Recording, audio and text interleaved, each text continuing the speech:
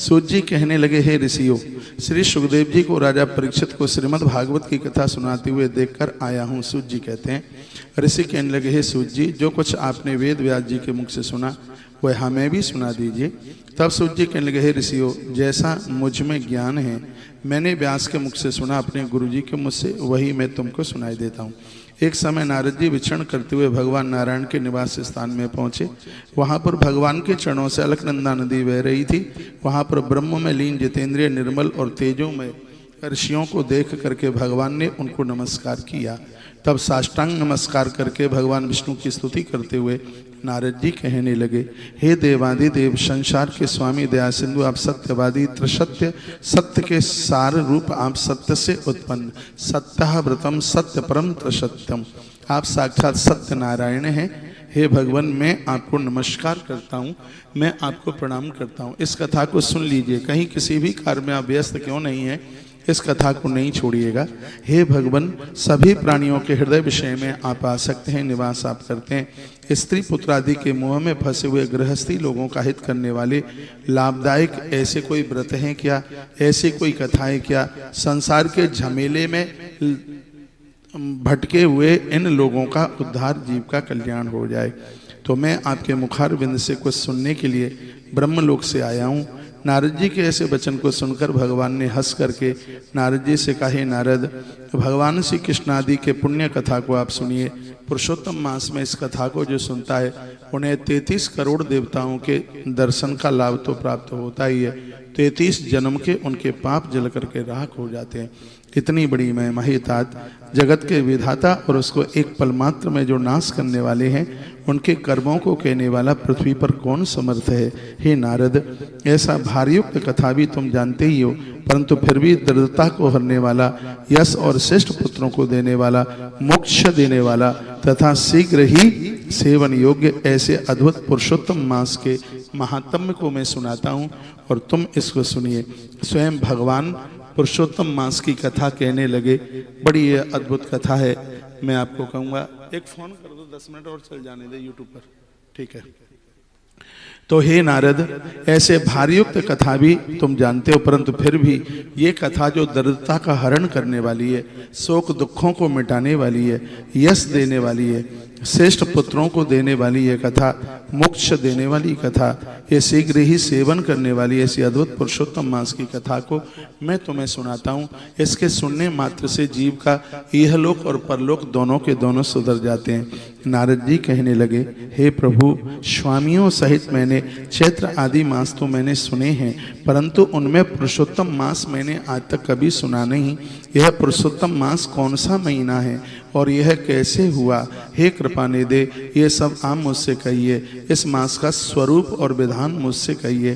क्या करना चाहिए, स्नान कैसे करें, दान कैसे करें, जप पूजा आदि उपवास कैसे करें, इसके क्या साधन हैं, इसके अतिरिक्त और भी कोई सार हो इस महीने का तो आप हमें बताइए। सूत जी कहने लगे, हे ऋषियों, नारद जी के ऐसे जनहितकारक वचनों को सुनकर भगवान चंद्रमा के समान शीतल और शांति देने वाले वह वचन बोलने लगे, वो शब्द कहने लगे।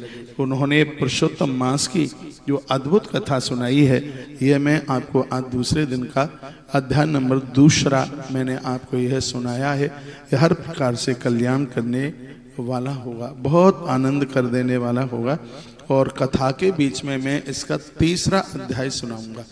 2रा अध्याय मैंने आपको सुना दिया, 3रा अध्याय में व्यासपीठ से कथा के बीच में सुनाऊंगा। वो 3रा अध्याय रोज आपको आज का कल, कल का परसों सुबह आश्रम के तुलसी तपोवन यूट्यूब चैनल पर उसको आप सुनते रहिएगा। एक बार मैं आपको निवेदन करूंगा, यदि आपने पूरे महीने तक यदि इस पुरुषोत्तम महात्मा को सुन लिया तो मैं छाती पर हाथ रख करके कहता हूँ, आपको 12,000 बार गंगा यात्रा का फल प्राप्त होगा। 12 साल के बाद आने वाले 1 महीने तक माँ गोदावरी के तट पर लगे हुए कुंभ पर्व का फल आपको प्राप्त होगा। इतनी बड़ी इसकी यह महिमा है। आदमी कितना भी अपने कार्य में व्यस्त क्यों ना हो, उसको समय निकालकर, उसे टाइम निकाल करके पुरुषोत्तम महात्म्य की कथा सुननी ही चाहिए। और ये कथा हर प्रकार से जनहित जन कल्याण करने वाली है। ये कथा पिछले वर्तमान समय के अपराधों को समाप्त करने वाली और भविष्य में हमें अपराधों से बचाने वाली कथा है। गृहस्थी लोगों का हित करने के लिए परमात्मा ने पुरुषोत्तम मास इस धरती पर उतार दिया।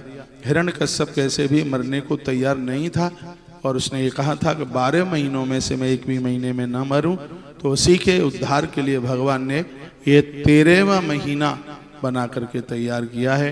जैसे भगवान ने प्रहलाद की रक्षा करी, पुरुषोत्तम महीने को मानने वाले लोगों की रक्षा भगवान गिरधर, भगवान जगन्नाथ ऐसे ही उनकी रक्षा करते हैं। बहुत बहुत धन्यवाद, आपने ये अध्याय सुना। इस समय हम पुरुषोत्तम वाटिका जगन्नाथ धाम में है, पुरी में है, बिल्कुल सागर के किनारे पर हैं। आज की कथा में आप सप्तमी व्रत माघ सप्तमी को कोणार्क में भगवान भास्कर यहाँ पर प्रकट हुए, उनका दिव्य मंदिर की स्थापना की गई। इसकी महिमा, इसका महात्म्य कितना है अपने आप में, तो आज सागर के किनारे पर बसे हुए इस मंदिर का महात्म्य कथा के आरंभ में सुनेंगे। आप कितने भी अपने कार्य में व्यस्त क्यों नहीं है, आप समय निकाल करके इस कथा को पूरा सुनिए। YouTube पर सुनिए, सत्संग टीवी पर सुनिए और परिसर में पहुंच करके इस कथा को सुनिए। ये कथा ताप प्रताप संताप का हरण करने वाली है। बहुत बहुत धन्यवाद आप सभी के लिए। ऐसे हमारे साथ जुड़े रहिए और नई नई कथाएं सुनते रहिए। इन्हीं शब्दों के साथ वाणी को विराम, आप सबको प्रणाम। यदि आपको कुछ अच्छा लगा है तो दक्षिणा इतनी सी है कि आप सत्संग टीवी पर, चाहे आश्रम के YouTube पर, आप जहाँ भी आप सुन रहे हैं, वीडियो को आगे जरूर भेजिए, जिससे वह भी इस कथा का आनंद लाभ प्राप्त कर सकें।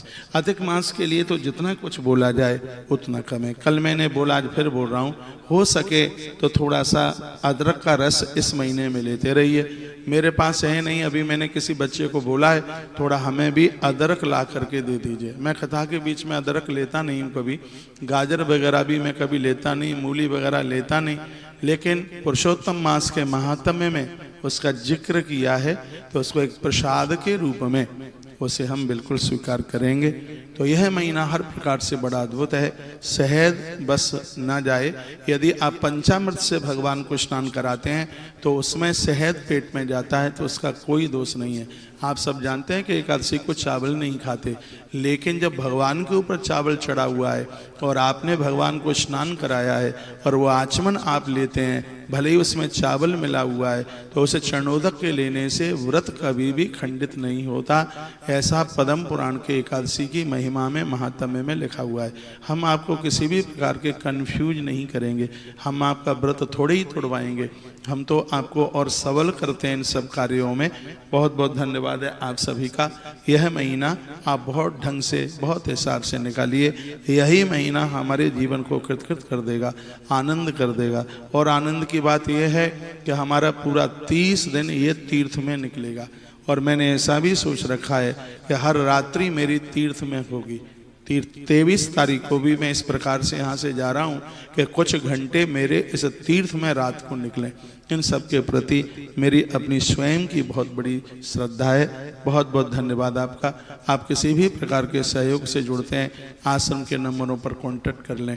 इस भागवत की कथा को आप सुन रहे हैं। 12 ब्राह्मणों को दक्षिणा सहित भोजन भंडारा सिर्फ 2750 रुपये का उसका सहयोग है, उसमें आप जुड़ सकते हैं।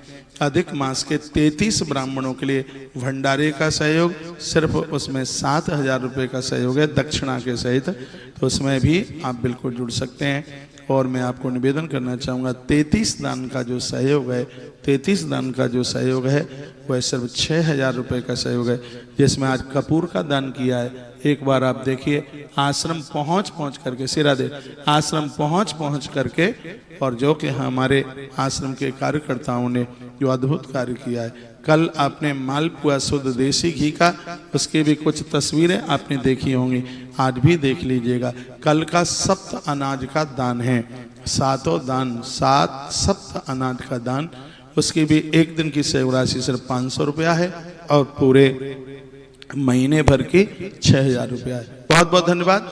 इन्हीं शब्दों के साथ मैं अपनी वाणी को विराम और आप सबको प्रणाम करता हूँ।